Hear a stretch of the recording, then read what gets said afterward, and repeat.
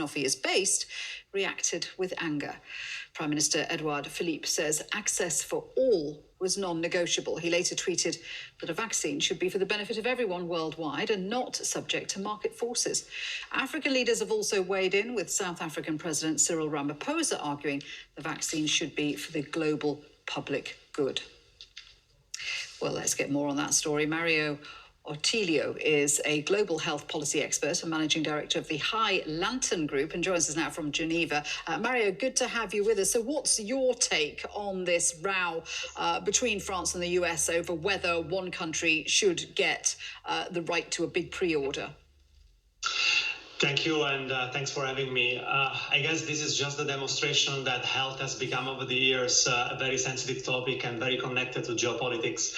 I guess given the stakes, it's no surprise that everybody's talking about funding a global vaccine, but then national leaders are emphasizing immunizing their own population as priority. I think when a successful vaccine is found, then there will be pressure, right, to distribute this within the country where it was produced, because, of course, leaders need to respond also to other logic. I think, not thinking globally, that would be a mistake this time, because we will need to really use the early doses of vaccine on a large number of individuals that are actually needing it, like health workers, elderly, people at risk, in country at risk.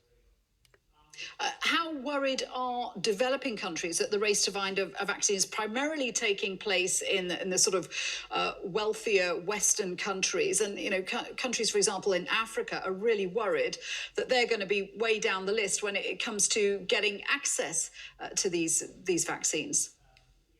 Absolutely. This is a critical point, and I think the gravity of the situation is really calling for a big effort. So there is some need of global leadership, some coordinated and coherent response. There are institutions that can actually work to make sure that distribution of vaccine is actually equitable. Let's look at CEPI, let's look at Gavi, but also there is some initiative that WHO has just kind of launched and coordinated. It's called ACT, an Access to COVID Tools Accelerator.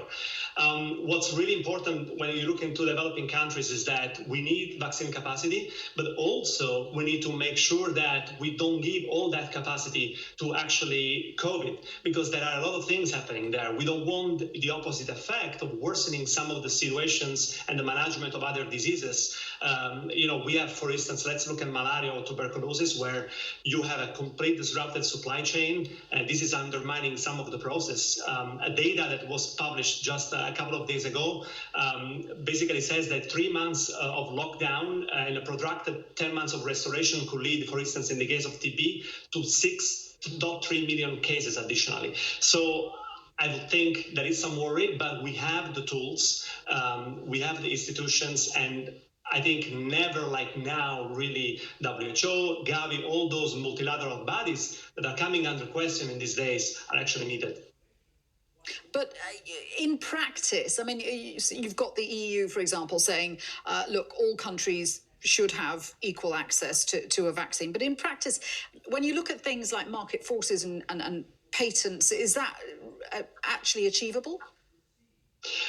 Well, it is. I mean, we of course can learn from the past. There has been a lot of examples in the past where this discussion have happened already. Let's look at HIV/AIDS. A lot of other issues, access to hepatitis drug, and so on and so forth.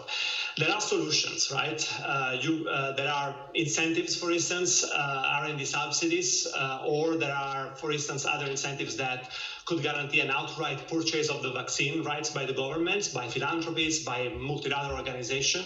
And so you will be able to preserve the incentive for innovation while also giving the purchaser the freedom actually to set the price of the vaccine. And that could be for free, for instance. There are tested ways. WHO, for instance, next week will discuss a resolution, a document around the voluntary pool. This is yet another example. And what I've perceived is that there is interest and there is beyond the politics, there is discussion about that. Mario, great to get your thoughts there. Thank you for that. Mario Ottiglio there.